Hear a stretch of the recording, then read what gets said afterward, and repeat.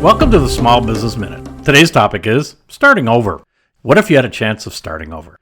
What if you could reboot your business? What would you do differently? These are questions that I regularly ask small business owners, especially when I come across those that are struggling, stressed out, and unhappy. The answer I get ranges from, I'd hire better people, to I would not have tried to grow so fast. Let's not forget the commonly heard, I was happier when I got to do the stuff I liked doing. Depending on the individual and their specialty, that could range from selling to working in the shop. The reality of business ownership is that we are driven to build a company as fast as possible. Of course, that makes total sense, as we need to generate revenue and get profitable as soon as we can, or we just don't survive. Simple enough, and it makes total sense. Where the problem arises for many is that they keep their foot to the floor, to steal a metaphor, and don't back off once they hit that threshold of profitability. For others, the bigger they get, the less money they seem to make. At some point, they reach that tipping point whereby they're just tired of chasing what seems to be an elusive goal and now feel trapped in a future of their own making. So why is that? Well, the answer is pretty simple. Everything we read, see, or hear regarding entrepreneurial success is about growing your business. Everything is sensationalized.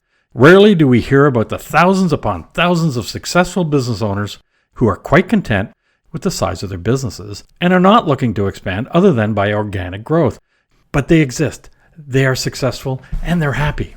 I too wanted to build an empire. I was also caught up in the grow your business mentality where the mantra, if you're not growing, you're dying, was the battle cry of the day. There's a small bit of truth in that statement in that your revenue should be growing annually, if nothing more than to keep up with inflation. But as with most of these statements, they're always taken to the extreme, which puts undue stress on an owner and their ability to keep up. For example, the current buzzwords are that you need to 10x your business, that is, grow at 10 times the current size. Really? Why? It took a while for me to ignore the hype and focus on what was important to me. What I came to realize was that I wasn't prepared to make the personal sacrifices required to grow the company at all costs. My family and quality of life were my priorities. That's not to say I didn't have any drive or ambition. On the contrary. But I was no longer in a rush, and I came to enjoy the measured approach to growth where I could have some degree of control over it. Put another way, I subscribed to the notion that the journey is the destination. Once I realized what was important to me, I found my level, or balance if you wish. So when I hear the answer to the questions, what would you do differently, I usually ask, what's stopping you? Which usually stops some individual in their tracks.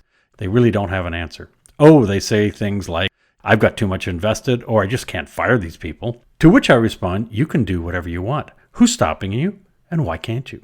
Seriously, we have the control. We don't have to ask permission of anyone. As owners, we are not infallible. We make mistakes. We make mistakes hiring. We make mistakes in strategic planning. We make mistakes in products and services we offer. We are human, and no one has a crystal ball. Yet too many of us get trapped by past decisions. So what's stopping us from changing? Is it ego? I believe that's part of it.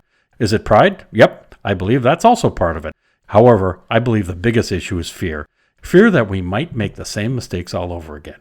That's certainly a risk, but frankly, it's a small risk because you're far more knowledgeable than you used to be, and you know now what you don't like. The alternative, of course, is to do nothing, and I can pretty much guarantee you'll continue to be miserable. The beauty about starting over is you already have a business, so you're not really starting over. It's more of a makeover. It doesn't have to happen all at once. However, you do need a plan because without one, you risk ending up right back where you started. What that plan looks like varies by individuals. Yes, this process can seem a little overwhelming, so you need to make sure you don't get paralyzed with all the decisions you need to make. So the first thing you need to do, if you're looking to morph your business into one you want, is to make a list of everything you want to change. Be tough and list everything and everybody. The objective of making the list is not just to get organized, but to break down everything you want to do into bite-sized pieces. This will make the whole process more manageable and will also help you feel like you're making progress as you check off the items. Now rank the items from urgent to less urgent. Don't forget to include your own personal improvements on this list, because you'll also need to do things differently than you have. Next, just start with the first item. Remember, some things can be done immediately, and some may take a little longer. A common example I run into is having to let someone go. You've most likely been contemplating dismissing the individual for quite some time. You've probably been putting it off because you're hoping that they'll improve, or more likely it's because you just hate doing the deed. But the truth is that deep down inside, you know it'll never work, so why wait any longer? To use the Nike slogan, just do it. Although you may not enjoy the process, the sooner it's done, the sooner it'll be in your rearview mirror and you won't be stressing over it. The whole process is about leadership. It's about taking charge of your destiny, your future. Sometimes you lead from the front, sometimes you lead from the rear. This is one of those times you need to lead from the front, and you do so by taking action. No more hesitation. This is about your life and your happiness. For example, I work with a number of contractors in various trades. Many of them miss being on the tools, as they like to say. For them, it's therapeutic. It gets them away from the day-to-day running of the company. Unfortunately for most, their tool belts are just hanging on the wall collecting dust. So what I recommend to these individuals is just to schedule a few days a month where they strap on their tool belt and go work on a job site. It's that simple. Do you miss the customer interaction because you're too busy doing administrative duties? Then just schedule a couple of days to visit clients. The upside to getting out is you may discover missed opportunities with the existing customers. Getting your business to align with your needs is easier than you think, because you have the power to make the changes you want.